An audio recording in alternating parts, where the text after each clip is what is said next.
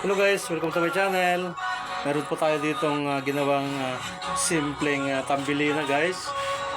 One piece sunflower and 3 pieces roses, white, red, and pink. Mga local roses lang po ito guys, pero malalaki siya. And with Malaysian Prados and baby breath imported po. Yan. Meron po tayong gawa po dito. Ayan po.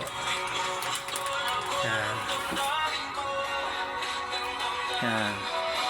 Paki-subscribe sa nating channel guys. O kaya gusto nyo paggawa ay mag-wish po kayo.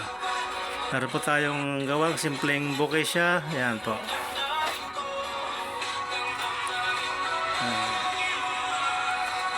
One piece sunflower and then 3 pieces na local red roses, white and red and pink, and iba't ibang kulay po na Malaysian Rados po, and imported baby breath for gypsum.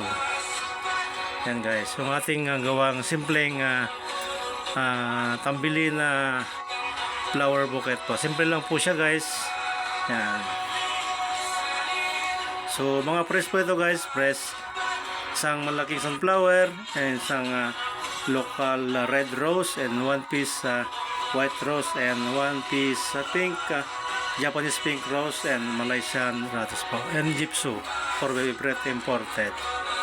So ito guys yung ating simpleng gawang tambili na bouquet na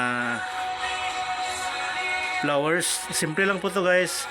Yung mga iba may mga gerbera o kaya stargazer or lilies at carnation. Pero ito guys, ano lang, 1 piece sunflower lang at 3 rosas na iba't ibang kulay, 3 kulay at mga Malaysian Rados imported po guys.